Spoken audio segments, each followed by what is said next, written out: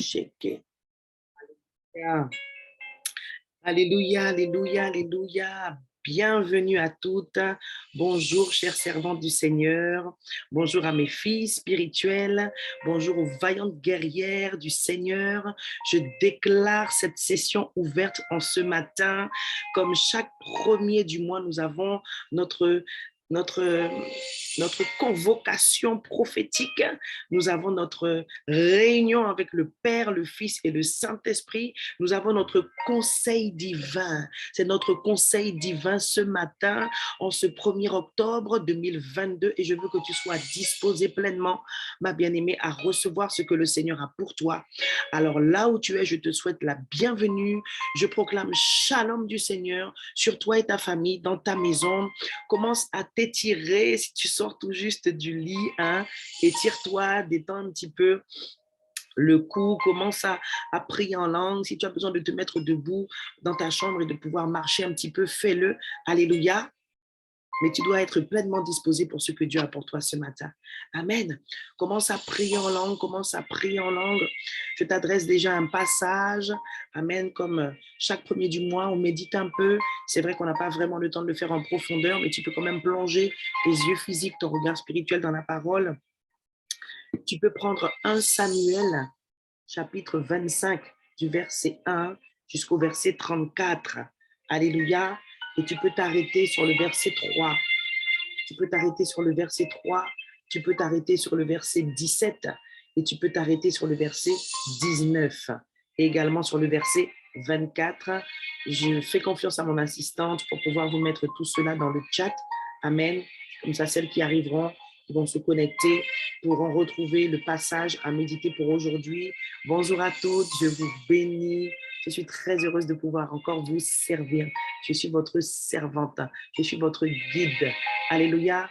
Je suis comme un commandant qui donne la direction pour la prière ce matin. Amen. 1 Samuel 25. 1 Samuel chapitre 25. Le passage qui nous concerne ce matin, c'est du verset 1 jusqu'au verset 34. Mais tu peux t'arrêter sur le verset 3, le verset 17, le verset 19, le verset 24, le verset 27 et le verset 32 jusqu'à 34.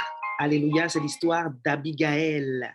L'histoire d'Abigaël, une femme intelligente. Elle était belle, c'est vrai, mais elle était surtout intelligente. Elle a agi avec discrétion. Elle a agi avec sagesse. Et cette femme va nous inspirer ce matin par rapport à la pensée du mois. Amen, alléluia.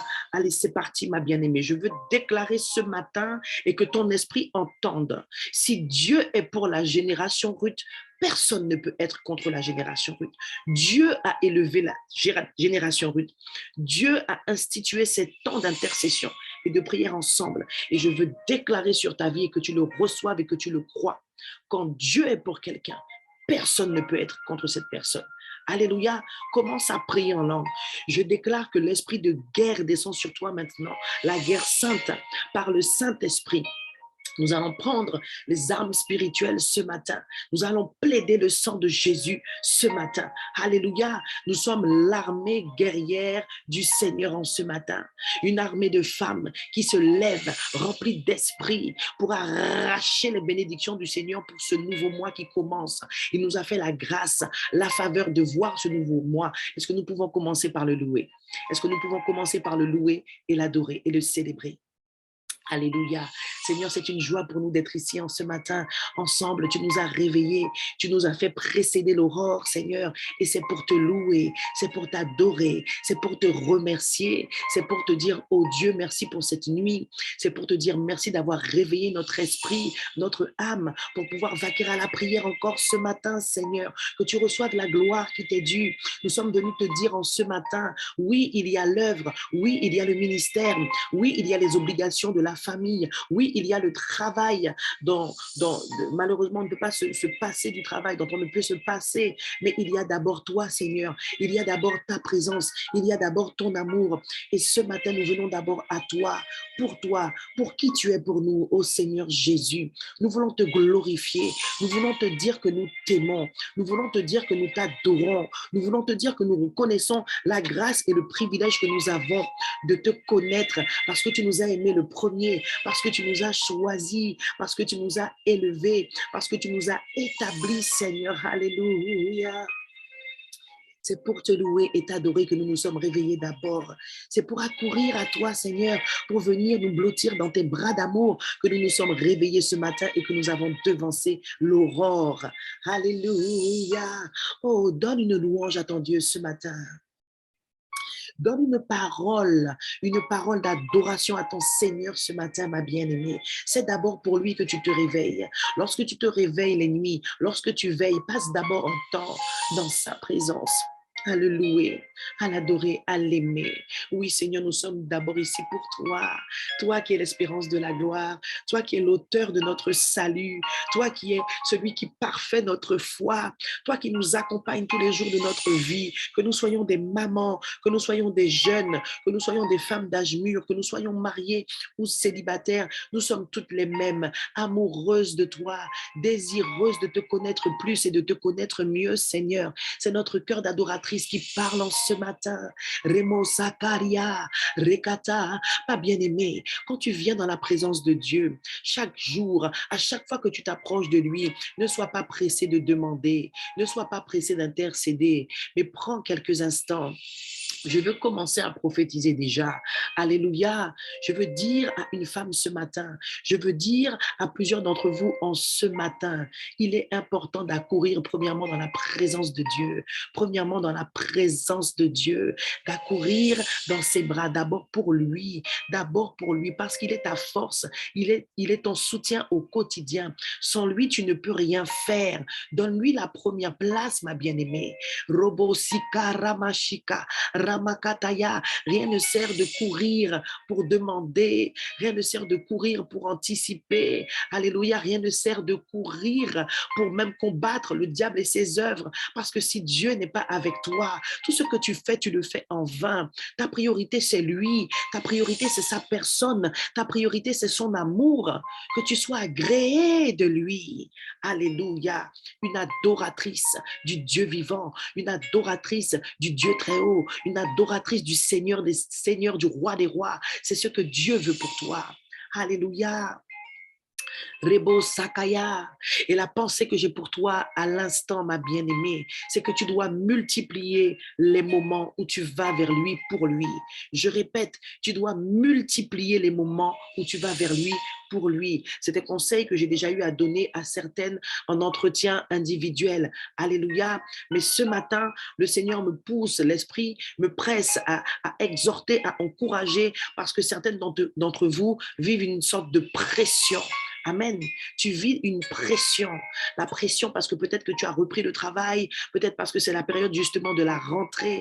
Alléluia. Tu vis la pression. La pression peut-être dans le ministère. Je vous ai dit au tabernacle que Dieu nous demande plus cette année, de produire plus de fruits. Nous qui sommes servantes, serviteurs dans une église locale, Dieu voudra toujours que tu donnes plus. Alléluia. Même si tu n'es pas du tabernacle et que tu es connecté avec nous ce matin. Et parfois, c'est ce qui arrive quand on doit fournir plus de rendement, plus de productivité, plus de résultats. Alors parfois, on subit une pression.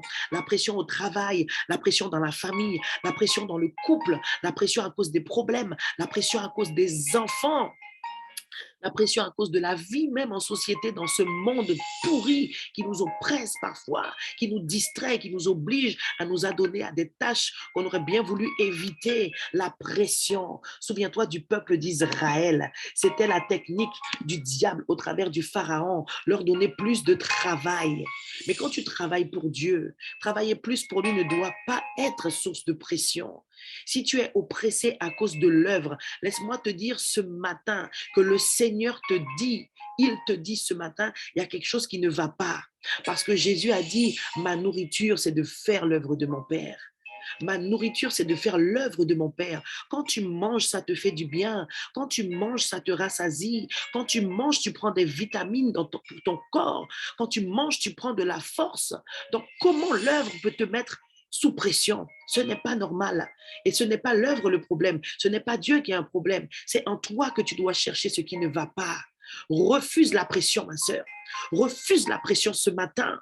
Refuse la pression ce mois d'octobre. Rien ne doit t'oppresser en tant qu'enfant de Dieu. Ni les ragots, ni les racontards, ni les complots. Tu es plus que vainqueur. Tu es plus que vainqueur. Et je te dis encore ce qui est écrit en ce matin. Nul n'est contre toi. Nul ne peut tenir devant toi. Alléluia. Même le diable ne peut rien faire contre toi. Au nom de Jésus, si tu sais qui tu es, si tu sais qui est le Dieu qui combat pour toi, alors tu tiens debout, tu te tiens face à l'adversité, tu regardes la pression ce matin et tu lui dis arrière de mon chemin. Que nous puissions prier contre la pression et contre l'oppression des gens, du monde, du travail et dans le ministère. Rebo sakataye, brasoko yakata, prie ma sœur, prie ma guerrière, prie vaillante héroïne de la foi. Rebo sakaya, maman superwoman, prie ramashekete, rabashekete, ramasokotaye, rabasheke. Toi qui es jeune et qui es appelée jeune servante, prie, refuse la pression ce matin.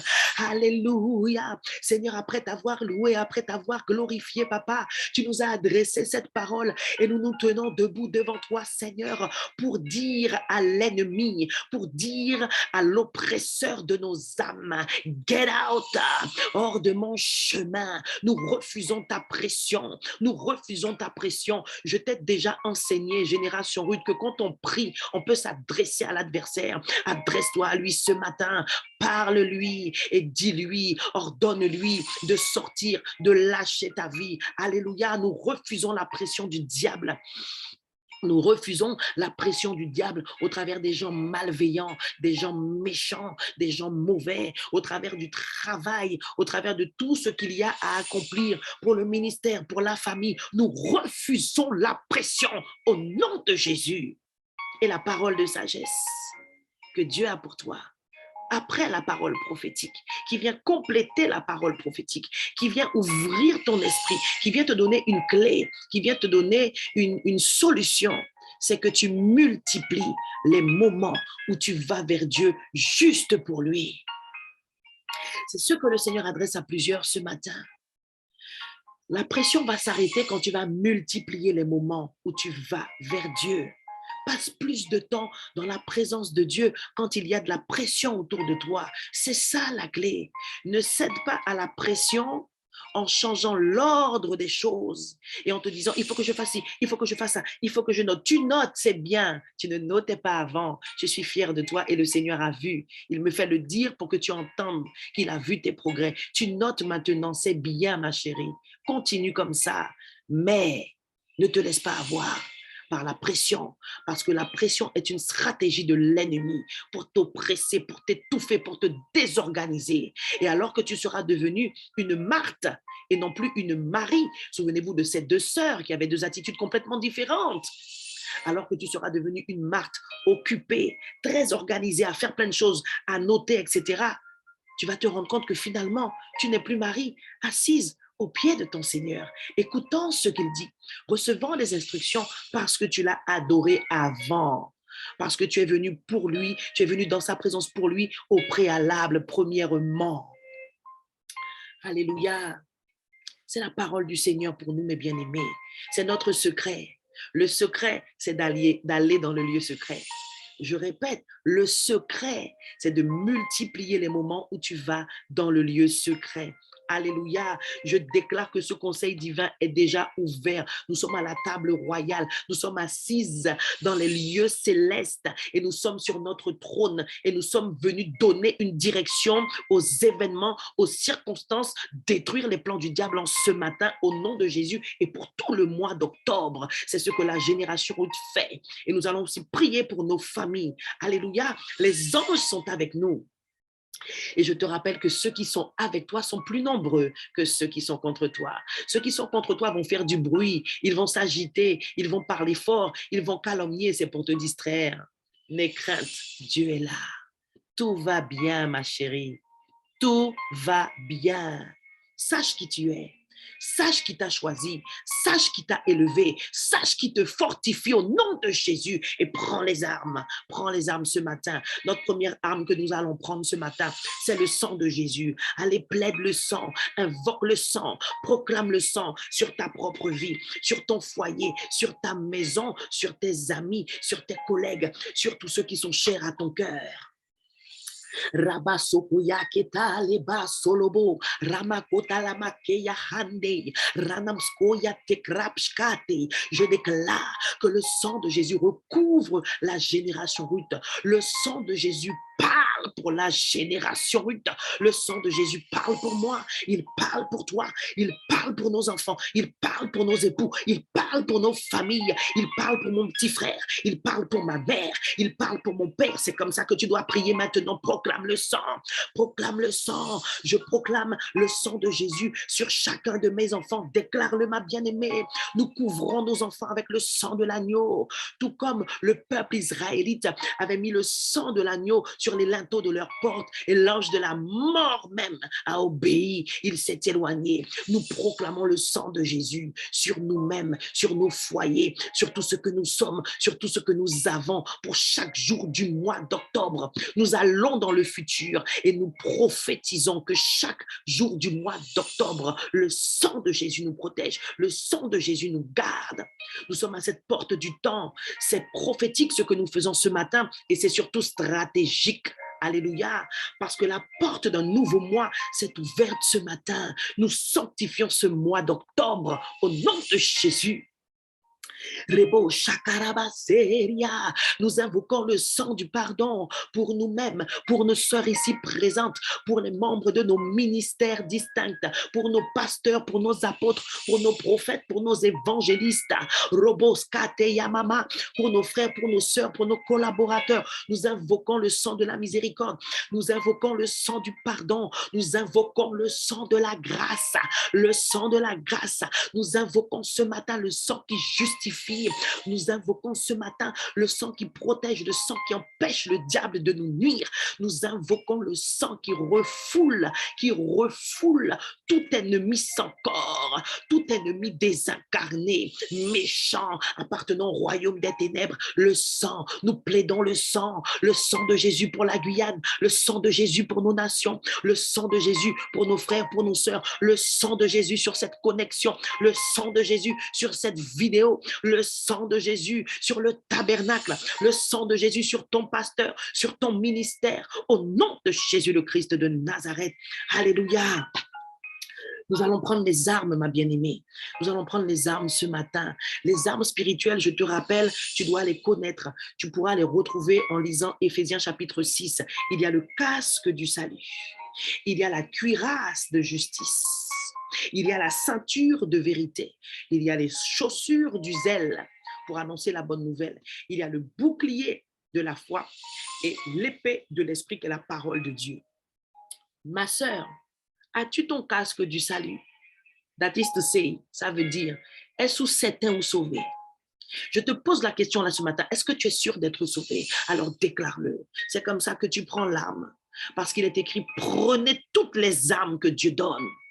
Quand on dit prenez toutes les armes que Dieu donne et qu'on parle du casque du salut, tu dois avoir l'assurance que tu es sauvé. Nous déclarons que nous sommes sauvés ce matin. Alléluia. Repoko sakataye makataya bakataya ramasokota karya rabashika ramasokota rababa ramasokoya ramakatabaya radabaya brabushkate lamasokoya brashikata paye baba babaye brasoko. Seigneur, nous proclamons que le casque du salut est bien sur notre tête. Nous déclarons que nous savons qui nous sommes. Nous savons que nous sommes sauvés et nous le décrétons ce matin parce que tu es celui qui nous a aimés le premier. Déclare, je suis sauvé parce que j'ai cru, parce qu'il est écrit qu'il a donné le pouvoir à tous ceux qui ont cru de devenir enfants de Dieu. Alors ce matin, je déclare, oui, j'ai l'assurance, oui, je déclare que ceci est une assurance même pour le monde des ténèbres. Quand on me regarde, on sait, on sent, on voit, on entend que je sais que je suis sauvé au nom de Jésus. Ramasokotare. Tu vas prendre la cuirasse de justice. Déclare ce matin, je suis justifié par le sang. Je suis justifié par le sang. Ce sang me garde. Il n'y a aucune condamnation. Cette cuirasse, elle garde mon cœur. Cette cuirasse, elle me préserve. Elle me permet de ne pas être atteinte dans mon âme, dans mon cœur. Au nom tout puissant de Jésus, c'est la cuirasse de justice. Je suis justifié parce que Jésus est mort à la croix pour moi. Pour cela, c'est lui qui me rend juste et je marche dans la justice. Cela veut dire que je suis agréé de Dieu. Je suis rendu agréable à Dieu. Je suis tel que je dois être sauvé, pour partir lorsque Jésus paraîtra, pour être éternellement dans la gloire du Seigneur. Et c'est maintenant que ça commence. Alléluia. Prends la ceinture de vérité. Si tu l'avais déposée, si tu l'avais oubliée, remets-la ce matin et déclare que tu es de la vérité, que tu es dans la vérité, que cette vérité te soutient au quotidien. La vérité, c'est un nom. La vérité, c'est une personne. Alléluia. Seigneur, nous serrons la ceinture de vérité et nous savons quelle est la vérité. Nous ne sommes pas, Seigneur, dans une religion. Nous ne sommes pas dans des doctrines de démons. Nous sommes en Jésus, bien établis en Christ, en lui, en sa parole qui est vérité. Nous déclarons en ce matin que la seule vérité pour nous, c'est la parole de Christ. Et cette parole nous assure de marcher droit, de marcher comme il faut, de détruire toute œuvre de l'ennemi et d'éviter tout piège que Satan voudrait nous tendre. Au nom tout puissant de Jésus, déclare que tu as les chaussures du zèle à tes pieds ce matin. Rebo Shakaria Rebaskoriara Ramatatatataya. Nous déclarons, Seigneur, que nous avons revêtu ces chaussures, nous avons mis ces chaussures à nos pieds, nous sommes zélés et nous proclamons, Seigneur, qu'en ce matin, ton zèle nous dévore pour que notre intercession emmène au salut. Nous déclarons, Seigneur, que ce matin, tout ce que nous déclarons emmène le salut, emmène la lumière, emmène la délivrance dans nos familles, dans nos foyers, dans notre église, dans la nation, au nom tout puissant de Jésus. Prends l'épée de l'esprit qui est la parole de Dieu. Seigneur, je déclare et je décrète qu'en ce matin, aucune femme ne reste en marge de la prière. C'est toi qui mets tes paroles dans notre bouche. C'est toi qui nous ramènes ta parole, Saint-Esprit. Tu nous ramènes cette parole parce que nous lisons la parole. Nous te cherchons dans la parole. Nous méditons la parole. Tu nous la ramènes clairement dans notre esprit pour que nous puissions la déclarer. Au nom de Jésus-Christ de Nazareth, augmente notre foi ce matin au nom tout puissant de Jésus. Et nous prenons le bouclier de la foi, le bouclier de la foi. Nous proclamons et nous croyons que nous sommes invincibles en ce matin, inébranlables. Au nom de Jésus, nous croyons en ton pouvoir. Nous croyons que tu es le Dieu incontesté, incontestable. Nous croyons que tu as vaincu la mort. Nous croyons que tu as vaincu le péché. Et nous croyons que tu as fait de nous tes dieux avec un petit dé. Nous croyons, Seigneur, que tout genou fléchit à la mention de ton nom. Et nous croyons, Seigneur, que dans notre tour de contrôle ce matin qu'est la prière, nous commandons aux circonstances, aux événements, à l'ennemi même et leur chef, et ils obéissent parce qu'il ne peut en être autrement. Nous avons l'autorité qui vient de toi, au nom tout puissant de Jésus, le Christ de Nazareth, et nous annulons ce matin par la foi seule toute parole de malédiction. Au nom tout puissant de Jésus, ma sœur, tu es sur le chemin de la victoire. Tu es sur le chemin de l'accomplissement de ta destinée. Ne regarde pas à gauche ni à droite pour t'inquiéter. Ne regarde pas à ce que l'ennemi fait, mais reste concentré sur cette parole qui te rappelle ce matin que tes destinées, pas ta destinée, tes destinées sont dans les mains du Seigneur. Ne regarde pas aux dettes, ne regarde pas aux problèmes d'argent. Va dans la présence de Dieu. Multiplie les moments. Je t'assure que ton Dieu va te surprendre. Il va te surprendre. Au nom de Jésus, je vois une enveloppe de sous qui arrive. Toi qui as posé un acte prophétique, mardi, nous étions à la prière. Et j'ai posé un acte prophétique parce que pour celles qui ne vont pas comprendre, au moment des offrandes, l'Esprit m'a poussé à poser un acte prophétique. Alléluia. Je vois cette enveloppe en train de de venir vers toi, en train de venir te trouver. Tu auras de quoi semer pour le Seigneur. Tu auras de quoi accomplir tous tes projets dans le nom de Jésus. Ton Dieu n'est pas mort, ma sœur. Il est vivant. Les projets qu'il a déposés dans ton cœur viennent de lui. Ton entreprise ne peut pas mourir. Ce n'est pas la fin. Ce n'est pas la fin. Ce sont des circonstances pour éprouver ta foi. J'ai dit à quelqu'un ce matin. Ce sont des circonstances pour éprouver ta foi seule. Amen. Alléluia. Rabashekita, Ramasaka, ta percée n'est pas loin. Lorsque tu es oppressé, rappelle-toi que ta percée n'est pas loin. Alors ce matin, lève-toi, intercède, prie, prophétise. Nous allons enfanter la destinée de nos enfants. Prie pour tes enfants, prie pour tes enfants maintenant même. Tu es une maman, tu n'es peut-être pas maman, mais il y a des enfants dans ta famille, des enfants autour de toi, des enfants que tu affectionnes, que tu chéris, que tu vas chercher parfois, qui t'appellent tati, même si tu n'es pas leur tati. Nous prions maintenant pour enfanter la destinée de nos enfants. Alléluia. Et pour t'aider à prier, je te rappelle ce que Joël 2,28 a dit. Il a dit, je déverserai de mon esprit sur toute chair. Vos jeunes gens prophétiseront et ils auront des visions. Alléluia. Appelle le Saint-Esprit sur tes enfants ce matin afin qu'ils accomplissent leur destinée. Brasoko yamakata, meladra de shabaya, rebo sabakata yhande, brosakata paye bay, rakataya, Ibababaya kata, rebo sakatabaya, ramakatabaya, reboko sakataya, rabakatabakata, rakatabaya, rebo shakata. Prie pour tes enfants. Tu connais leurs projets. Et si tu ne les connais pas, Dieu lui-même connaît les projets de bonheur et non de malheur qu'il a formés sur tes enfants. Alors prie ce matin que ton intercession arrose les projets du Seigneur pour tes enfants, que ton intercession enfante la destinée de tes enfants ce matin. Oh, je suis venu déclarer en accord avec toi sur mes enfants, sur tes enfants. Nous déclarons sur nos enfants en ce matin que le Saint-Esprit se déverse sur eux. Nous réclamons l'accomplissement de cette promesse pour nos enfants. Saint-Esprit, là où nos enfants sont, tu les trouves et tu te déverses. Que tu viennes arroser leurs pensées, que tu viennes arroser leurs desseins, que tu viennes arroser leurs projets, que tous ceux qui ne viennent pas de toi soient mis en déroute par la puissance de ton Saint-Esprit, Seigneur, dans la vie de nos enfants. Nous déclarons qu'ils vont accomplir ce pourquoi tu as permis qu'ils viennent à la vie, qu'ils naissent sur la terre. Au nom tout puissant de Jésus, nous déclarons que celui qui veut faire barrière, qui veut faire obstacle à l'accomplissement de la destinée de nos enfants, s'écrase contre l'Éternel comme contre un mur.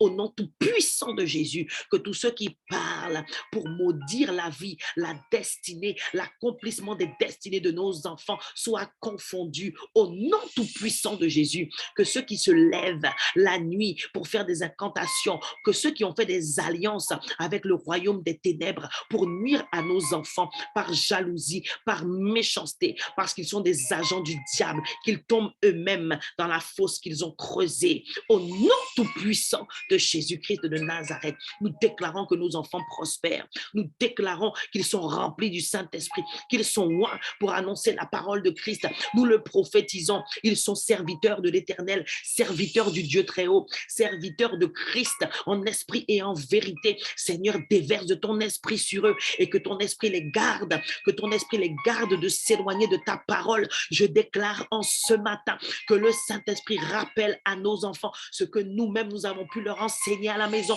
ce qu'ils ont pu entendre dans nos assemblées. Au nom tout puissant de Jésus, en ce matin, nous détruisons tout obstacle qui se lève contre l'accomplissement de la destinée de nos enfants. Au nom tout puissant de Jésus, au nom tout puissant de Jésus. Si tu n'as pas d'enfant, prie pour la jeunesse de ton église locale, prie pour les jeunes.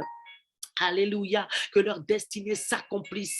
Nous prophétisons sur la jeunesse zélée au nom tout puissant de Jésus-Christ de Nazareth, que tu les utilises, Seigneur, puissamment comme une lumière pour impacter d'autres jeunes au nom tout puissant de Jésus, que leur destinée s'accomplisse en toi, pour toi, dans le nom de Jésus. Nous déclarons ce matin que l'Éternel, notre Dieu, parce que nous avons fait alliance avec lui, lui-même ordonne aux anges d'élever les pieds de nos enfants afin qu'ils évitent tous les pièges du malin. Au nom tout-puissant de Jésus, prie pour la conversion de tes enfants, prie pour la conversion de tes parents, prie pour la conversion de ton mari, prie pour la conversion des membres de ta famille. C'est pour ça que nous sommes là ce matin, pour intercéder pour nos familles. Ouvre la bouche et prie. Ramasoko yakata, brebo shalabaye, brasokotaye, brasekara, ranakatatai. C'est un sujet que tu dois faire monter constamment vers le Seigneur. N'attends pas les temps de prière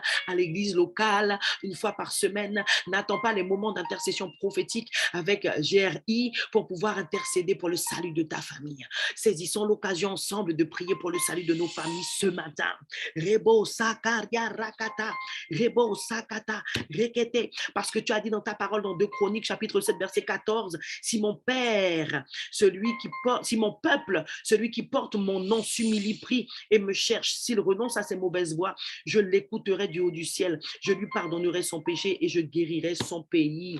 Oh, ce matin, Seigneur, tu nous adresses ce verset pour nous rappeler que ce que nous faisons est stratégique. C'est parce que nous avons une alliance avec le Seigneur que nos prières sont entendues pour nos familles. C'est parce que nous nous repentons pour nous-mêmes et pour eux que nos prières percent ce matin au nom tout puissant de Jésus. Et nous venons déclarer sur nos familles, sur nos mamans, sur nos papas, sur nos nièces, neveux, oncles, tantes qui ne sont pas en Christ, qui ne sont pas convertis. Nous sommes venus déclarer en ce matin qu'ils ressentent le besoin de se tourner vers le Seigneur, parce qu'ils ne savent pas d'où ça vient, mais ils se sentent mal, ils se sentent vides, ils se sentent mal. Dans le nom de Jésus, nous proclamons, Seigneur, qu'ils se tournent vers toi, qu'ils se repentent, qu'ils se détournent du péché. Dans le nom tout puissant de Jésus, nous prophétisons, Seigneur, qu'ils détestent le mal qu'ils font dans le nom tout puissant de Jésus, et qu'alors qu'ils sont en train de chercher le chemin, Seigneur, cela devient une évidence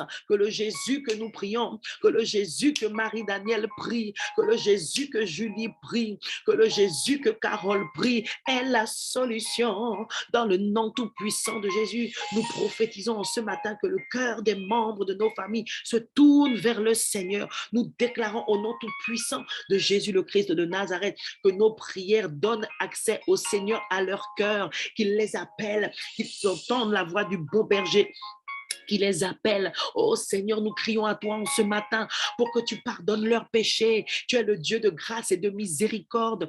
Pardonne leurs péchés, Seigneur, au nom tout puissant de Jésus-Christ de Nazareth. Nous prophétisons la conversion. Nous prophétisons le changement de mentalité au nom tout puissant de Jésus le Christ de Nazareth. Nous proclamons qu'ils viennent à toi pour se conformer à ta parole. Nous appelons le changement. Nous appelons, Seigneur, le changement de mentalité, parce qu'il n'y a que toi qui peux donner un esprit nouveau et un cœur nouveau. Nous déclarons en ce matin, tu donnes un cœur nouveau à Émile, tu donnes un cœur nouveau à Karl, tu donnes un cœur nouveau à Nélia. Cite le nom des membres de ta famille. Tu donnes un cœur nouveau à Marlène, tu donnes un cœur nouveau à Lucienne, tu donnes un cœur nouveau à Stéphane, tu donnes un cœur nouveau à Cynthia, au nom tout puissant de Jésus, le Christ de Nazareth, parce que la prière que nous faisons monter vers toi, Seigneur, met la pression aux ténèbres dans leur vie, met la pression à l'ignorance et elle les quitte au nom tout puissant de Jésus, le Christ de Nazareth. Alléluia. Nous allons intercéder maintenant pour enfanter le mariage. On va prier pour les célibataires. Génération Ruth, c'est aussi ça. C'est un rassemblement de femmes où on prie aussi pour le mariage. Alléluia. Rebo saladier rakataye. Rabasoko yakata ramazukutaya. Rebo shakarabaye. Rebo sakatabaria rabababa. Rabasoko yakata marababa. Marababababaye. Bravo salabaye, brasoko yakata ye baba, ze baba. Il y a des femmes Il y a des sœurs qui ont vraiment besoin de soutien dans la prière pour le projet du mariage. Il y en a qui sont découragées. Prie pour elles. Prie pour elles. Ta prière est un soutien ce matin. Ta prière vient encourager ce matin. Ta prière vient illuminer ce matin un cœur qui pensait que Dieu l'avait oublié. Oh, ma sœur, ne te décourage pas. Toi qui es là, qui es célibataire et qui soupire après le mariage, ne soupire plus. Soupire après Jésus et il te donnera ce que ton cœur désire. Il te donnera le mari que ton cœur désire. Soupire après le Seigneur d'abord. Prions pour le mariage. Demandons à Dieu d'augmenter la foi des sœurs et des frères célibataires dans nos assemblées. Alléluia. Rebo sharadamazokoya katariria. Rebo sarabaye. Ce matin, nous prions pour les célibataires. Nous savons que ce n'est pas chose facile, Seigneur, d'être seul, de ne pas avoir un compagnon de vie, une compagne de vie, de ne pas avoir, Seigneur, ce vis-à-vis, comme dit la parole, en parlant d'Ève pour Adam. Seigneur, ce matin, nous sommes venus te demander ta grâce. Fortifie-les dans leur âme. Sois le soutien de leur âme qui souffre parfois de la solitude. Viens augmenter la foi de tes filles. Viens augmenter la foi de tes fils. Viens augmenter la foi de tous ceux, Seigneur, qui aspirent au mariage, qui désirent se marier. Seigneur, mets en eux la capacité d'attendre, la patience, Seigneur, upomone, la patience qui va leur donner cette constance dans la prière, qu'ils continuent de prier pour le mariage, que la sœur qui avait arrêté recommence à prier pour le mariage sans idolâtrer ce sujet, sans idolâtrer le mariage, dans le nom tout puissant de Jésus, parce que lorsque tu pries, c'est un coup de marteau que tu donnes, tu frappes et les obstacles s'enfuient, ils éclatent. Alléluia. Rebo Sakaya. Seigneur, relève ceux qui doutent de tes promesses en question, en parlant du mariage. Relève ceux qui ont commencé à douter. Donne-leur la foi, Seigneur. Ceux qui sont découragés, relève-les, fortifie-les dans le nom tout-puissant de Jésus-Christ de Nazareth. Nous prophétisons, Seigneur, que tous ceux qui sont célibataires, Seigneur, retrouvent un visage rayonnant de joie parce qu'ils se tournent vers toi, leur source, leur amour premier intarissable, leur premier amour. Dans le nom de Jésus, nous déclarons que, Seigneur, les célibataires sont fermes dans la foi et qu'ils sont, Seigneur, rayonnants de joie à cause de ton amour qui les nourrit, qui les fortifie et qui leur donne d'attendre. Maintenant, nous appelons, Seigneur, par ton esprit, l'esprit, Seigneur, de l'homme promis, l'esprit de la femme promise. Nous déclarons, Seigneur, que tu permets, Seigneur, à ces cœurs de se rencontrer, de se reconnaître, de se retrouver.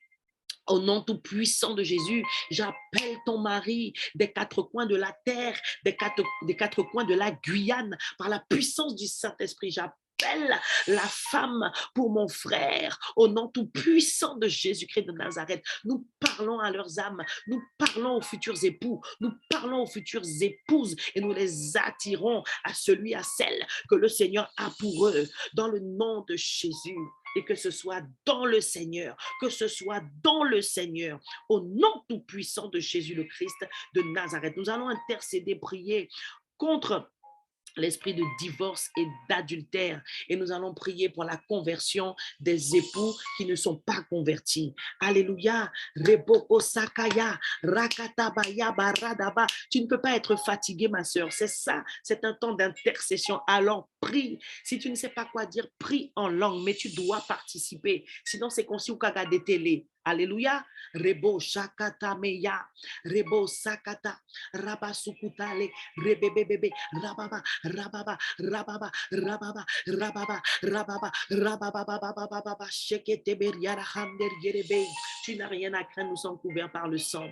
Et je prends autorité contre tout esprit impur, contre tout esprit de convoitise au nom tout puissant de Jésus. Ce matin, nous nous levons et nous déclarons que toute pensée impure est arrachée du cœur de tout époux, de toute personne adultère, qu'elle ait commis ou qu'elle ait pensé, qu'elle ait commis dans le passé ou qu'elle ait envie de commettre. Nous stoppons les œuvres de cet esprit dans les couples, dans les mariages, mariage au nom tout puissant de Jésus-Christ de Nazareth. Nous fermons toute porte, Seigneur, parce que nous sommes venus par le sang en ce matin. Nous réclamons la sainteté dans les cœurs des époux, des épouses, au nom tout puissant de Jésus-Christ de Nazareth. Nous déclarons que l'esprit d'unité dans la prière combat toutes les attaques de l'esprit d'adultère dans les couples mariés au nom tout puissant de Jésus. Nous prions pour les couples qui ont connu ou qui connaissent des difficultés, des discordes, des disputes et qui ont eu envie de se séparer.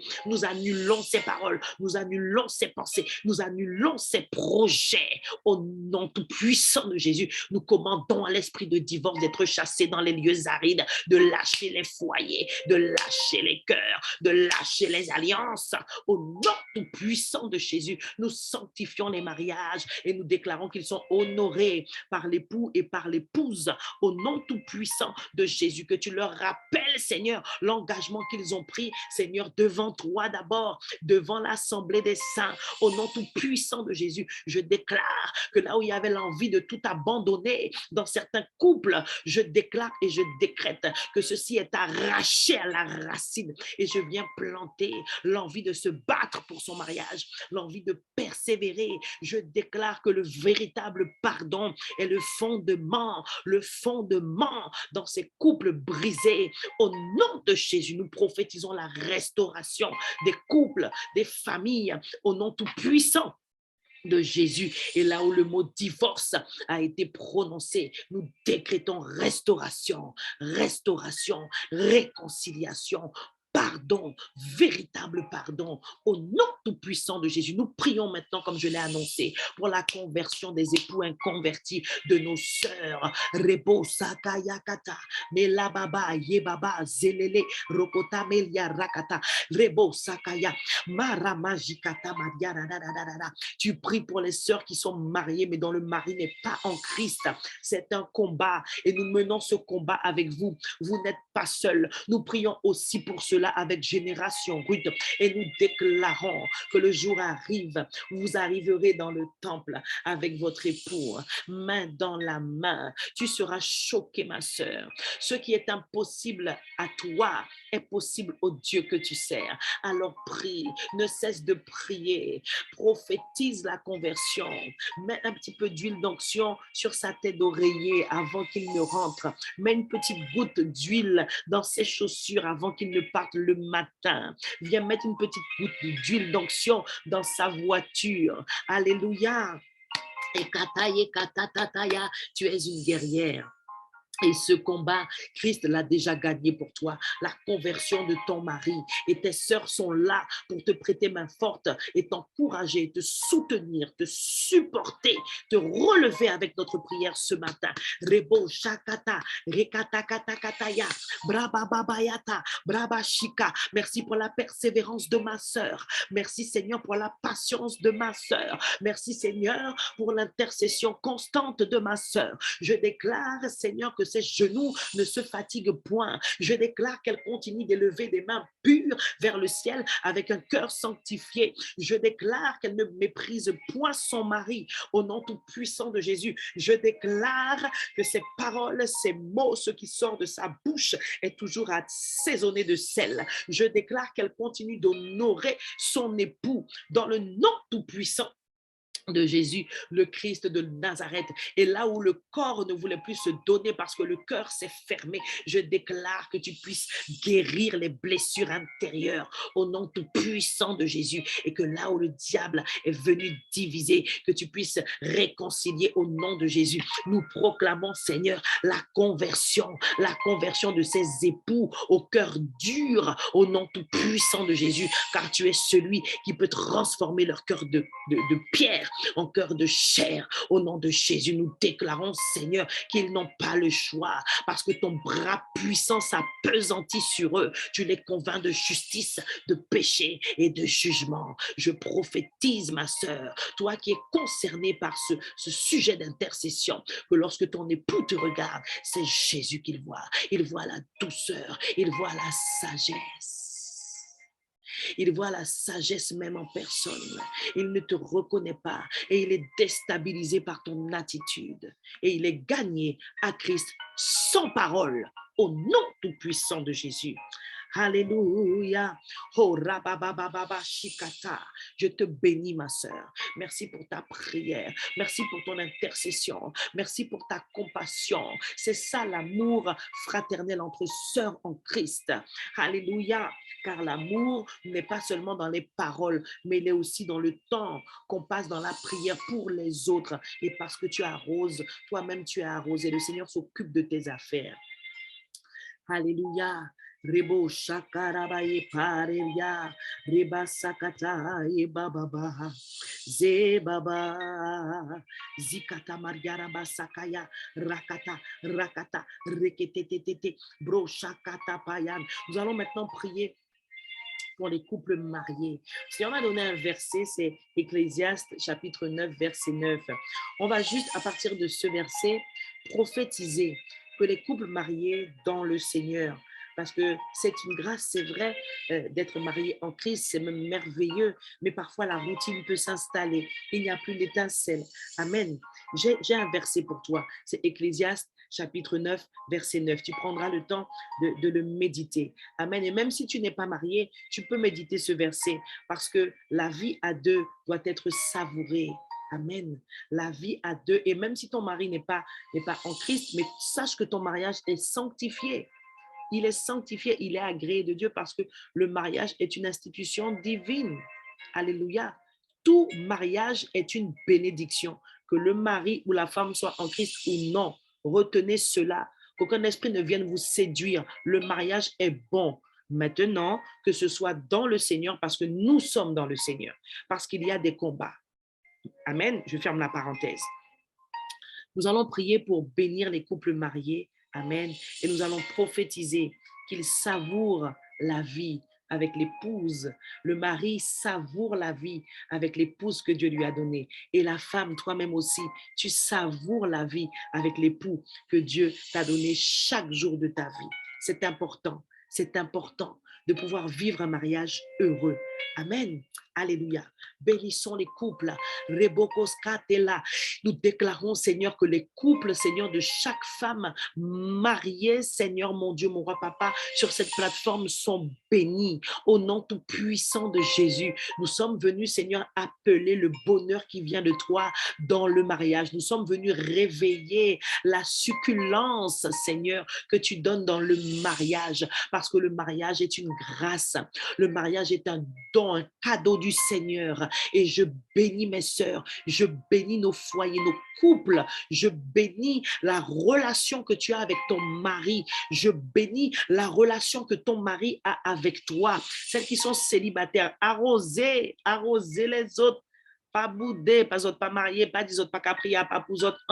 Le Seigneur voit ton cœur. Tu es célibataire, sache bénir les autres. Parce que quand on va venir te bénir pour ton mariage, tu seras bien contente. Alléluia. Nous prophétisons, Seigneur, que les époux savourent la vie avec la femme que tu leur as donnée. Les femmes vaillantes qui sont ici ce matin, tu donnes à ces hommes d'être épanouis tous les jours de leur vie et de savourer la vie avec les femmes que tu as mises à leur côté dans le nom tout-puissant de Jésus. Amen. Nous allons maintenant déclarer la paix du Seigneur sur les familles, sur les familles. Nous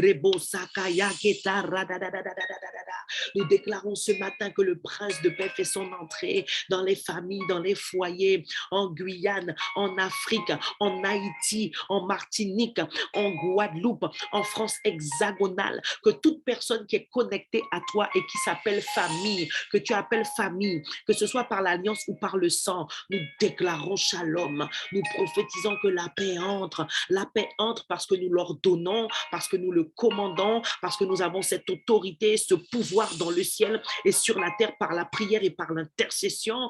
Dans le nom tout puissant de Jésus, nous emmenons cette paix dans nos familles, là où il y a des relations parents-enfants difficiles. Nous venons éteindre le feu étranger avec la paix du Seigneur, avec Shalom du Prince de paix. Au nom de Jésus, Jésus est celui qui donne la paix durable. Seigneur, entre dans les foyers, entre dans les familles, des membres de nos familles. Bénis-les, Seigneur, attire-les à toi. Dans le nom tout-puissant de Jésus, nous proclamons, Seigneur, que là où il y a la discorde, vient la paix dans les foyers, dans l'église, dans nos assemblées. Au nom tout-puissant de Jésus, au nom tout-puissant de Jésus, nous déclarons que la paix du Seigneur est le partage de nos familles et des familles des membres de nos familles et des familles de nos enfants qui sont déjà adultes et qui ont leur famille. Au nom de Jésus, que cette paix demeure, que cette paix demeure au nom de Jésus. Alléluia. J'acclame pour toi. Je peux vous dire que notre intercession est agréée de Dieu. Parce qu'à chaque fois que nous prions, que je donnais un sujet, je voyais 2 femmes qui se donnaient la main. Et ensuite, au fur et à mesure, j'ai vu une chaîne, en fait. J'ai vu plusieurs personnes, en fait, plusieurs femmes se donner la main. Et vraiment, la prière d'intercession a eu un impact effectif, efficace ce matin. Amen. Alléluia. Je vais te donner la pensée du mois maintenant. Ah, tu l'attendais. Il y a une d'entre vous qui va dire, mais j'ai médité sur ça. Amen. Le mois d'octobre, mes bien-aimés, c'est le mois de la sagesse. Amen. Le mois de la sagesse. Mon encouragement pour toi, femme de Dieu, servante de Jésus-Christ en ce matin, et plus particulièrement en ce mois d'octobre, désire la sagesse qui vient d'en haut. Aspire à la sagesse de Dieu, parce qu'il y a la sagesse des hommes, mais il y a encore mieux, c'est la sagesse que donne l'Esprit. La sagesse divine. Amen. Et stratégiquement, dans un foyer, dans un couple, dans une famille, la femme doit être sage, parce qu'il est écrit dans Proverbe 14, je crois que c'est la sage-femme qui bâtit sa maison. Amen. La sage-femme est celle qui bâtit sa maison. Ça veut dire que s'il te manque cette qualité, s'il te manque cette capacité, s'il te manque ce pouvoir qu'est la sagesse, tu ne pourras pas bâtir une maison. Et c'est très important même pour celles qui sont célibataires de comprendre ce matin ce que Dieu appelle sagesse. Amen. Alléluia. Génération Ruth, femme de valeur, que tu recherches ardemment la sagesse. Amen. Voici la parole prophétique. À celle qui recherche la sagesse divine, le Seigneur lui donne de la trouver. À celle qui recherche la sagesse divine, on écrit dans le chat, le Seigneur lui donne de la trouver. Ça veut dire que Dieu attend de toi, ma bien-aimée, que tu te tournes vers sa sagesse, que tu la cherches, que tu y aspires, que tu t'intéresses à cette sagesse-là, que tu comprennes ce qu'elle est et ce qu'elle doit t'apporter dans ta vie de femme disciple, de femme mariée, de femme mère, de femme salariée, de femme leader dans l'église locale, de femme ministre de la parole, de femme célibataire, de jeunes, de femmes d'âge mûr. Jacques chapitre 1 verset 5 dit, « Si quelqu'un d'entre vous manque de sagesse, qu'il la demande à Dieu qui donne à tous simplement et sans reproche, et elle lui sera donnée. » Amen. Quand ce mois d'octobre, tu soupires après la sagesse. Alléluia.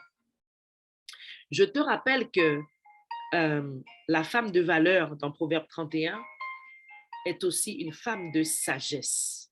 Amen. Le Seigneur dit encore ce matin, quand Christ vit en toi, alors la sagesse d'en haut habite en toi. La sagesse dont on parle est une personne. Elle est venue parmi les hommes.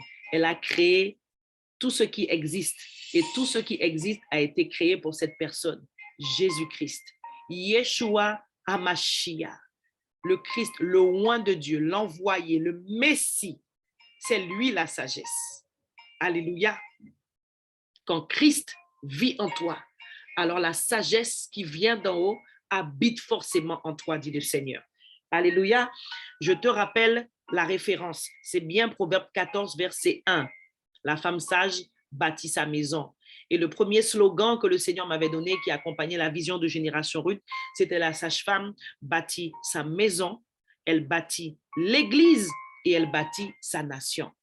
Parce qu'il n'y a qu'une femme sage qui peut arriver, parce qu'elle est remplie de l'esprit de sagesse, à impacter sa maison, à impacter dans son église et à changer sa nation. Alléluia. La sage-femme bâtit sa maison, la sage-femme bâtit son église et la sage-femme bâtit sa nation. Amen. Et Proverbe 14, verset 1 dit, la sage-femme bâtit sa maison et la femme insensée la renverse de ses propres mains. Donc, toi qui n'es pas encore marié, apprends de la sagesse. Apprends à pratiquer la sagesse. Apprends ce qu'est une femme sage. Parce que ce n'est pas quand tu seras dans le mariage que tu vas commencer à apprendre ce qu'est être une femme sage. Amen. Alors, je t'explique ce matin, ma bien-aimée. La femme sage, quand on prend ce mot-là, la sagesse, la sage-femme dans la parole, il y a plusieurs façons de le comprendre. La femme sage, c'est une femme qui est tout d'abord saine d'esprit. Amen. C'est une femme qui a un bon état d'esprit. Elle agit de manière sobre. Elle agit d'une manière tempérée et discrète. Donc, si tu es de nature à t'enflammer pour rien, à t'énerver pour rien, que ce soit à la maison, contre les enfants, contre le mari, quand on te dit quelque chose, il ne faut rien te dire, ça t'énerve, ça t'agace, on ne peut même pas te reprendre, tu manques de sagesse. Amen. La femme sage, c'est la femme qui connaît la volonté de Dieu. Donc, toute femme qui est dans le Seigneur doit rechercher cette sagesse-là.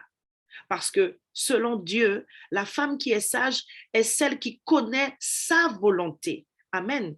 C'est une femme, j'ai envie de dire, même qui a un saint amour pour la volonté de Dieu, son Père. Alléluia. Voilà ce qu'est une femme sage pour Dieu. Amen. Donc la sage-femme ne fait pas ce qu'elle veut. La sage-femme n'obéit pas à la parole de Christ que lorsque ça l'arrange. Amen. Mais elle cherche à faire la volonté de son Dieu par-dessus tout. Et c'est ça la génération Ruth, une génération de femmes qui fait passer Dieu et ses désirs avant tout, avant les siens et avant ceux des autres, le Seigneur d'abord. Amen. La sage-femme, c'est une femme qui a de la connaissance, c'est vrai, dans le sens général aussi. Donc, on parle de femmes intelligentes et c'est le cas d'Abigaël dans le passage de référence que je t'ai donné aujourd'hui pour la méditation. Amen, dans 1 Samuel, chapitre 25, du verset 1 à 34. Donc, quand on dit que la femme sage est une femme qui a de la connaissance, dans le sens général, on parle de femmes intelligentes. D'accord? Ce sont des femmes comme vous, mes sœurs, qui comprennent les choses. Amen. Et des fois même, tu comprends mieux que ton mari, hein? Et tu comprends plus vite. Et je sais que tu as dit Amen. Mais c'est la grâce de Dieu. Dieu a mis ça en toi, femme. Amen. En tant qu'enfant de Dieu, cette femme-là, qu'on appelle sage, elle sait très bien ce qui est légal et ce qui est illégal. Et elle se préserve du mal. Amen. Donc, on peut aussi parler de la sagesse morale. Amen. C'est-à-dire que dans ta manière de vivre, on va voir la sagesse de Dieu parce que tu vas mener une vie ordonnée. Tu auras une vie en ordre. Ça se voit quand une femme est sage. Tu auras une vie droite. La femme sage a une vie droite. Amen. Fondée sur les principes divins. Alléluia. Donc, bien-aimé, tu dois comprendre cette sagesse d'en haut. Prends avec moi 2 Timothée, chapitre 1, verset 7. Amen, tu connais ce verset. Et il nous dit, car ce n'est pas un esprit de timidité que Dieu nous a donné, mais un esprit de force, d'amour et de sagesse. Amen. Donc cette parole, elle est aussi valable pour un homme, parce que c'est l'esprit que Dieu cherche. Que ton esprit soit imbibé, saturé de son esprit de sagesse. Amen. Et quand on parle de la sagesse, ma bien-aimée, tu dois comprendre aussi qu'on parle d'une certaine prudence. Tu ne dois pas être olé olé. Amen. Tu dois faire attention. Tu dois prendre garde à ce que tu fais, à ce que tu dis. Comment Dieu dirige tes pas. Tu dois obéir à la parole de Christ, femme sage. Amen. Car Dieu ne nous a pas donné un esprit de timidité, mais de force, de charité et de prudence. Celui qui est prudent ne se précipite pas. La précipitation n'est pas de Dieu. Alléluia. Une femme sage prend le temps de prier. Et même quand on est marié, ce n'est pas parce que le mari est la tête que tu dois dire oui, oui, oui, béni, oui, oui, amen à chaque fois. Amen. Non. Tu as le droit, même s'il est dans sa position de chef et d'autorité dans le couple, dans le foyer, dans la famille, mais tu as le droit d'exister. Tu as le droit de dire, ben chérie, ton projet, il est intéressant, mais j'ai vraiment besoin de prier pour que Dieu me parle à moi aussi. Amen. Et ce n'est pas se rebeller parce que tu es une femme sage. Tu es une femme sage. Amen. Par sagesse, on doit aussi comprendre le fait de pouvoir donner de bons conseils. Une femme sage, c'est une femme qui discerne ce qu'il convient de dire, ce qu'il convient de ne pas dire. Elle discerne quand est-ce qu'il faut se taire, quand est-ce qu'il faut parler et comment il faut parler. Amen. Car Dieu ne t'a pas donné un esprit de peur, un esprit de crainte, mais de puissance et d'amour et de conseil. Donc, ce même esprit-là, qui est l'esprit de notre Seigneur, te donne la sagesse dans le sens où tu peux conseiller. Et on a besoin de femmes comme ça. On a besoin de femmes comme ça dans les entreprises, dans les agences, dans les associations, dans les administrations.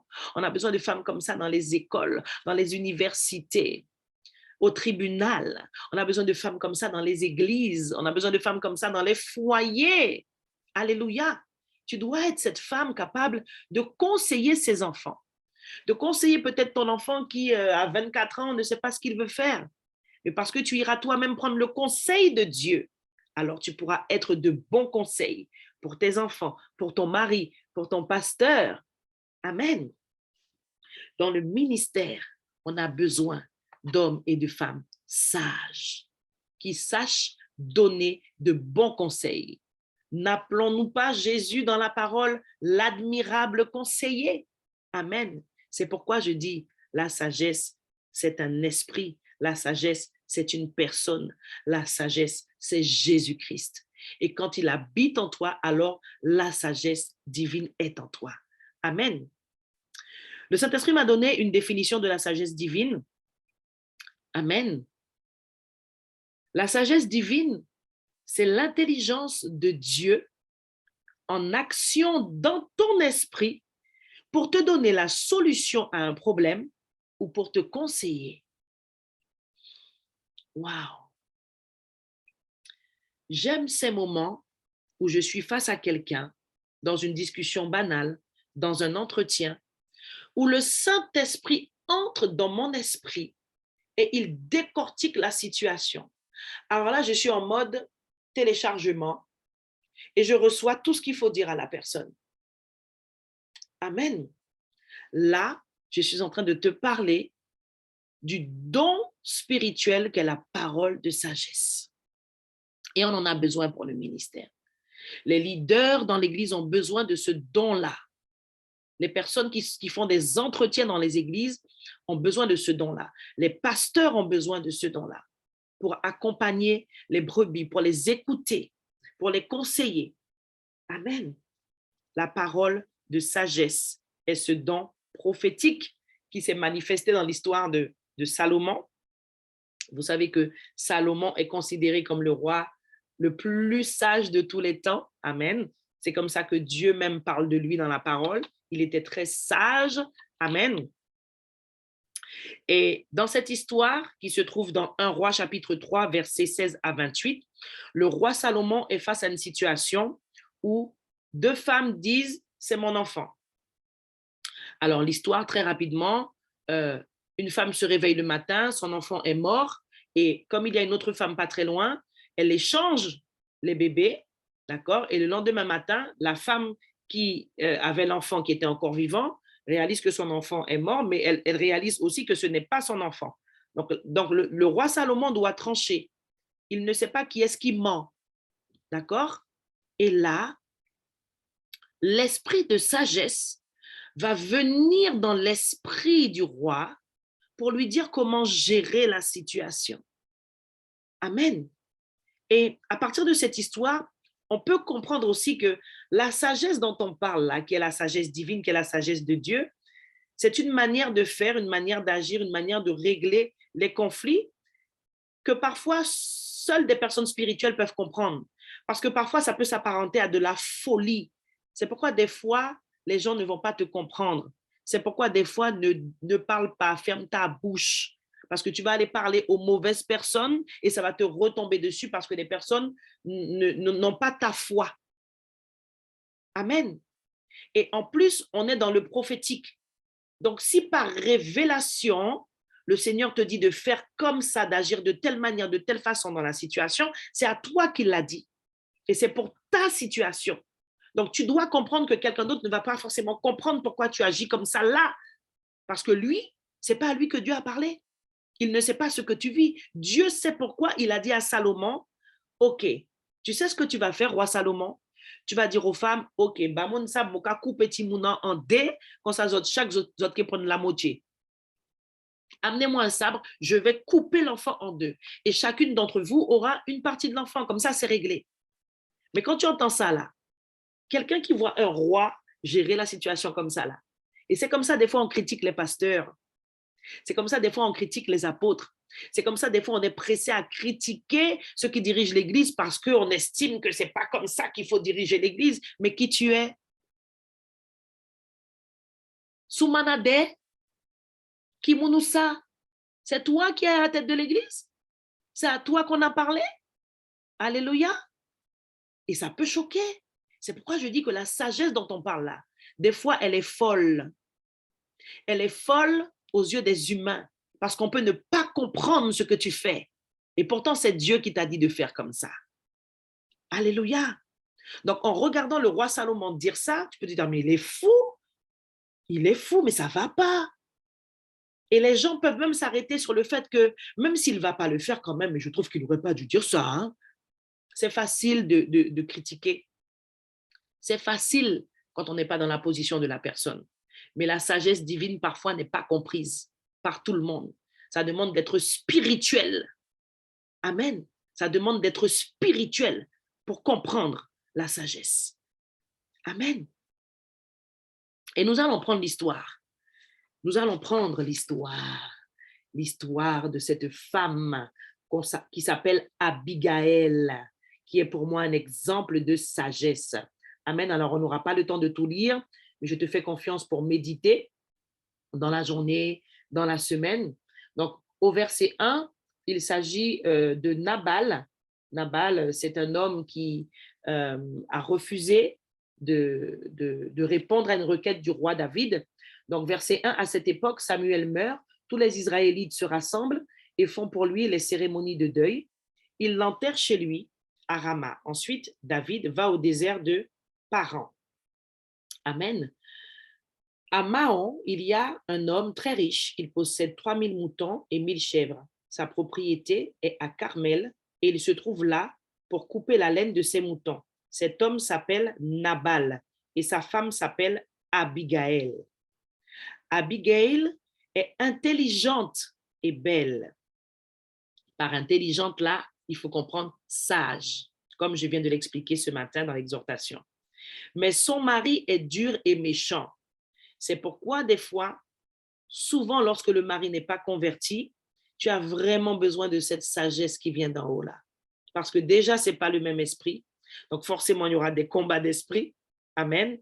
Et si tu n'as pas la sagesse de Dieu, Ah, il y a des femmes, je pense, qui auraient déjà quitté leur mari depuis longtemps. Mais par obéissance et parce que tu as la foi, tu crois que Dieu va faire, parce que tu as une église qui t'accompagne, qui prie avec toi, qui te soutient, qui est derrière toi, tu persévères. Eh bien, Nabal, c'était un homme fou. Et c'est ce que veut dire son nom. Mais Dieu a permis qu'à ses côtés, il ait une femme remplie de sagesse, d'intelligence, de discernement. Parce que la sagesse aussi s'apparente dans certaines situations, comme j'ai dit tout à l'heure, au discernement. Donc cet homme s'appelle Nabal et sa femme s'appelle Abigail. Elle est intelligente et belle, mais son mari est dur et méchant. Il appartient au clan de Caleb. Alors, pour faire court, retiens simplement que David a eu à aider cette personne-là, ce monsieur Nabal, plusieurs temps avant. Et alors que maintenant David vient lui demander une faveur, le monsieur réagit durement et il ne veut pas. D'accord? Donc, au verset 7, David a appris qu'on coupe la laine de tes moutons, etc., etc. Je ne vais pas tout lire. Amen. Et en fait, les hommes de David vont apporter un message à Nabal de la part de David. D'accord? Et au verset 10, on voit que Nabal répond, qui est David? Qui est ce fils de Jessé? Aujourd'hui, il y a beaucoup d'esclaves qui fuient leur maître. Est-ce que je vais prendre de ma nourriture, de mon eau, de la viande que j'ai préparée pour mes ouvriers et vous les donner? Donc, en fait, David a fait une demande, une requête. Il a demandé de la nourriture, de l'eau. En fait, roulons la vérote, quoi. Nous rendez-nous qu'en service. En plus, il y a plusieurs temps en arrière, je t'avais aidé, donc je me permets de venir te demander de m'aider. Et voilà comment le monsieur réagit. Il ne veut rien entendre, il ne veut rien savoir. Parce qu'il est mauvais, parce qu'il a un cœur mauvais. Et en fait, quand on va rapporter à David la réaction qu'il a eue, David sera offusqué, David sera en colère et David va se dire, attends, tu refuses de m'aider, en plus, moi-même, je t'ai aidé il y a plusieurs années auparavant, et là, où qu'a gorgé en les mots, et là, David avait décidé de tuer Nabal et toute sa famille. D'accord? Donc, on arrive au verset 17. Maintenant, le malheur va tomber sur notre maître et sur sa famille. Cherche donc ce que tu dois faire. Lui, c'est un homme difficile, on ne peut pas lui parler. Et là, en fait, c'est un des serviteurs, une personne qui travaille avec Nabal, qui vient voir la femme, et qui lui dit ça, C'est à la femme qu'il va parler. Parce qu'il sait qu'on ne peut pas parler au roi, à Nabal, au maître. Et des fois, les maris sont comme ça, les hommes sont comme ça, on ne peut rien leur dire. Amen. Et ça, c'est l'orgueil des fois qui les aveugle. Et c'est là où il faut user de sagesse. Et je sais que parfois, ce n'est pas facile, mais avec Christ, tu peux tout parce qu'il te rend capable et il te fortifie. Amen. Il lui dit, cherche donc ce que tu dois faire. Et c'est ça qu'on doit avoir comme attitude. Chercher auprès de Dieu. Demander à l'esprit de sagesse ce que nous devons faire. Amen. Alors finalement, verset 18, Abigail se dépêche de prendre 200 pains, 2 outres de vin. En fait, elle prépare des cadeaux. Elle prépare des offrandes, des choses à offrir à David. OK? Puis, alors, elle fait placer tout cela sur des ânes. Puis, elle dit à ses serviteurs, passez devant moi, je vous suis. Abigail ne dit rien à Nabal, son mari. Donc là, elle ne lui dit rien. Elle ne le met même pas au courant de ce qu'elle va faire parce qu'elle sait que certainement, il va s'énerver et puis il ne va pas comprendre. Amen. Donc, verset 20, montée sur son âne, elle descend, cachée par la colline, etc., etc. Verset 21, David est justement en train de se dire dans le désert, j'ai protégé tous les biens de cet homme-là et il n'a rien perdu. Mais cela a été inutile. Il m'a rendu le mal pour le bien. Que Dieu me punisse très sévèrement si d'ici demain matin, je laisse un homme en vie dans la famille de Nabal. D'accord? Donc, Abigail sait qu'elle-même, elle risque de mourir à cause de l'idiotie de son mari. Amen. Parce que c'est ça. Des fois, on est idiot, on est tellement buté, on ne veut pas entendre, on ne veut pas écouter, ça devient de l'idiotie. Verset 23, dès qu'Abigail voit David, elle descend vite de son âne. Elle s'incline jusqu'à terre devant lui.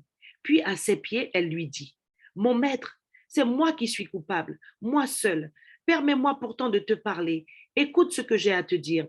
Ne fais pas attention à Nabal. Cet homme ne vaut rien. Il mérite bien son nom. Nabal le fou. Oui, il est vraiment fou. Mais moi, je n'ai pas vu les hommes que tu as envoyés. Maintenant, je l'affirme, par le Seigneur vivant et par ta vie, le Seigneur lui-même va t'empêcher de verser le sang et de te faire justice à toi-même. Donc, elle est venue devant David, en fait, pour prendre la défense de son mari. Et elle dit même à David, si les gens que tu avais envoyés étaient venus me voir, peut-être que ça ne se serait pas passé comme ça. Amen.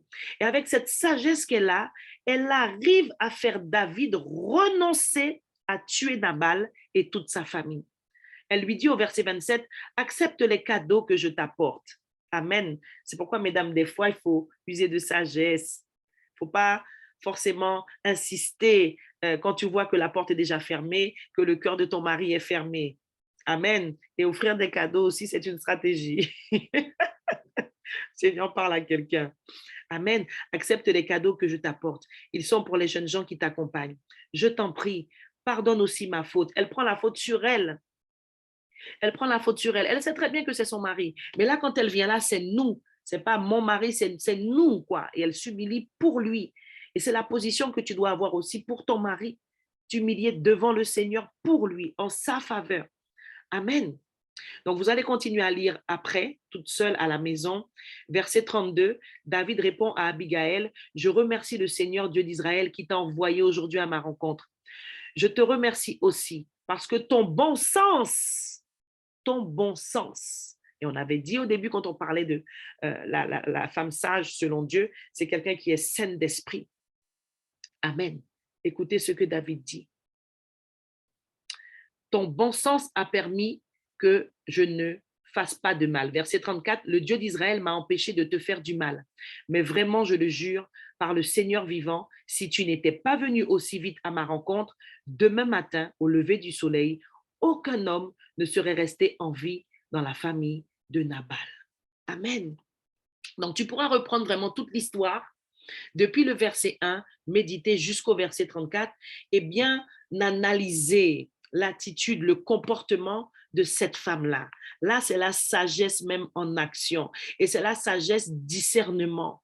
Je t'ai dit que le Seigneur m'a donné cette définition où il dit que c'est l'esprit en action dans ton esprit pour te dire quoi faire, pour te dire quoi faire. Amen. Et la parole de sagesse se manifeste parfois comme ça en tant que don prophétique. Amen. Donc, voilà ce que je voulais partager avec toi, ma bien-aimée, en ce matin concernant la sagesse. C'est le mois de la sagesse. Alléluia. Oh Jésus, on va prier maintenant pour la sagesse, pour se séparer. Il est 6h02, mes bien-aimés. Commence à élever la voix là où tu es et demande au Seigneur. Demande au Seigneur de t'aider à comprendre la sagesse qui vient d'en haut, dont tu dois faire preuve, toi, parce que vos situations ne sont pas les mêmes. Vous n'avez pas toutes les mêmes situations. Vous n'avez pas toutes les mêmes maris avec les mêmes caractères. Vous n'avez pas toutes les mêmes enfants. Vous n'avez pas toutes les mêmes collègues, les mêmes patrons. Amen. Mais ce que Dieu attend de chacune d'entre nous, de nous toutes, c'est de pouvoir être rempli de sa sagesse. Alors, ton premier sujet, tu vas prier pour comprendre cette sagesse. Alléluia. Rebo Sarabaye Paria Rakataya. Père, je prie, Papa, dans le nom tout puissant de Jésus pour ton armée de femmes, Seigneur. Je déclare que tu es celui qui leur donne de discerner, Seigneur, ce que tu attends d'elles en tant que femme sage, chacune dans sa réalité, chacune dans la réalité de son couple, de son mariage, chacune dans la réalité de ses relations avec ses enfants, chacune dans sa réalité professionnelle, chacune pour ses projets personnels, chacune dans ses combats, que tu leur donnes de discerner, Seigneur, comment, Seigneur, tu veux qu'elle puisse manifester cette sagesse, comment cette sagesse doit se manifester dans leur situation, en passant par leur caractère, leurs émotions, Seigneur, leurs sentiments, dans le nom tout-puissant de Jésus-Christ de Nazareth. Tu vas demander au Seigneur de t'aider à bâtir sa maison, avec le caractère du Seigneur, à bâtir ta maison, parce que nous avons rappelé ce matin que c'est la sage-femme, la femme sage qui bâtit sa maison. Alléluia. Demande au Seigneur de t'aider à bâtir ta maison. Seigneur, je prie, papa, pour mes sœurs, au nom tout-puissant de Jésus. Je déclare que tu es celui qui leur donne vraiment, Seigneur, de bâtir leur foyer avec sagesse, de prier pour leur couple avec sagesse, d'agir dans le cadre de leur relation maritale avec leurs enfants, leurs collègues avec sagesse. Je déclare dans le nom de Jésus que leurs relations avec les gens dans tous les domaines de leur vie sont empreintes de sagesse dans le nom de Jésus. Demande au Seigneur de te faire grandir dans cette sagesse. Alléluia. Rebo sakarababababashe, rebo bobobobobo shikarabayanta, rebo shakarabaye, rabasukuyaka, rakatatata, rebebebebebebeyante, rabasokoria rabayanta. Je déclare, Seigneur, que mes filles spirituelles, je déclare que nos leaders, je déclare que nos femmes diaconesses, je déclare que nos femmes anciens, je déclare que nos femmes, Seigneur, qui te servent, Seigneur, dans la maison, Seigneur, grandissent en sagesse jusqu'à ce que Christ soit adulte en elles, Seigneur, au nom de Jésus. Fais-les grandir avec cette maturité que donne la sagesse divine qui vient de toi. Fais-les grandir, Seigneur, dans le discernement que donne la sagesse divine qui vient de toi. Je déclare que nous croissons en sagesse en Jésus-Christ, au nom de Jésus-Christ de Nazareth. Prie pour que le Seigneur, par son esprit de sagesse, fasse de toi un bon conseiller. Alléluia. Je déclare et je décrète que là où Dieu t'a placé, que ce soit auprès de ton mari, que ce soit auprès de tes enfants, que ce soit auprès d'un chef d'entreprise, que ce soit dans l'église, je déclare sur ta vie que ta bouche est exercée à la manière d'un bon conseiller, parce que Christ lui-même est l'admirable conseiller qui te guide, qui te parle, qui te révèle les choses cachées et qui te permet de les partager avec douceur, avec sagesse aux autorités dans l'église.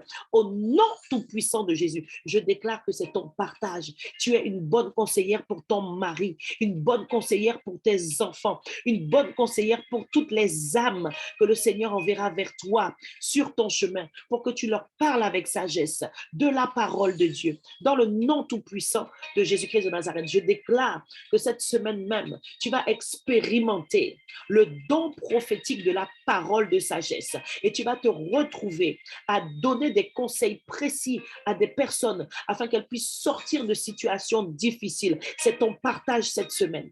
Au nom tout-puissant de Jésus le Christ de Nazareth. Alléluia. Je déclare que tu es comme cette Abigail. Tu sais diriger ta maison. Tu sais comment parler à ton mari et à tes enfants. Dans le nom tout-puissant de Jésus-Christ de Nazareth, je déclare que l'Esprit du Seigneur, l'Esprit de sagesse est sur toi. Toi, femme qui est appelée au ministère, toi, femme qui est appelée à prêcher la parole de Christ, je déclare et je décrète au nom tout-puissant de Jésus-Christ de Nazareth que tu es remplie de cette sagesse. Alléluia. Nous allons prier aussi pour nos responsables d'église. Amen. Parce que vous savez, le ministère est ingrat. Le ministère est ingrat, je vous dis.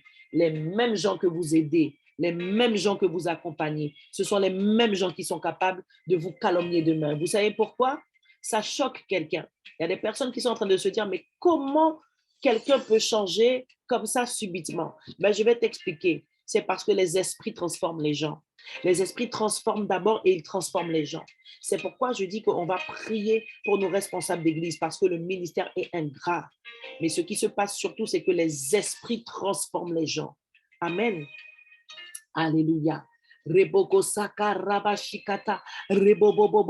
Seigneur, nous prions pour nos dirigeants, pour nos responsables d'église, pour nos apôtres, prophètes, pasteurs, Seigneur, dans le nom tout-puissant de Jésus. Et même, Seigneur, pour toute l'église, Seigneur, corps de Christ de la Guyane. Nous prions pour que tu accordes ton esprit de sagesse, Seigneur, aux hommes et aux femmes de Dieu, Papa, dans cette tâche qui n'est pas facile, celle de conduire ton peuple, celle d'accompagner ton peuple, parce que les mêmes personnes pour qui ils jeûnent et prient, Seigneur, sont capables de se retourner contre eux demain, parce qu'ils n'auront pas veillé sur leur cœur, parce qu'ils se seront fait séduire par des doctrines de démons. Alors puisses-tu, Seigneur, remplir nos responsables d'assemblée de ton esprit de sagesse, de discernement, de patience, afin qu'ils continuent de faire l'œuvre, Seigneur, dans le nom tout-puissant de Jésus-Christ de Nazareth. Parce que, Seigneur, ce sont des esprits qui changent le cœur et la mentalité des gens. Alors que tu puisses les parer, les armer, Seigneur, afin qu'ils puissent faire face à toutes ces situations. Dans le nom tout-puissant de Jésus le Christ de Nazareth. Amen. Amen. Amen. Amen. Je terminerai en disant ceci. J'ai noté cette parole, je l'ai reçue alors que j'attendais l'heure. Je vais la lire. Amen. Je dis à une femme ce matin appelée au ministère, tu ne peux pas fuir le Saint-Esprit. Tu es en train de lutter. Tant que tu ne vas pas t'abaisser, accepter, tu seras tourmenté. Non pas par le Saint-Esprit, mais à cause de ta résistance. Le Seigneur dit à cette femme, tu dois te conformer. Ma parole est vérité. Ma parole est sage. Je suis celui qui l'envoie pour former et je suis la sagesse. Tu dois m'écouter. Amen. Donc, sur cette parole, vraiment, je vous encourage à continuer pour celles qui ne sont pas du tabernacle et pour nous aussi qui sommes du tabernacle.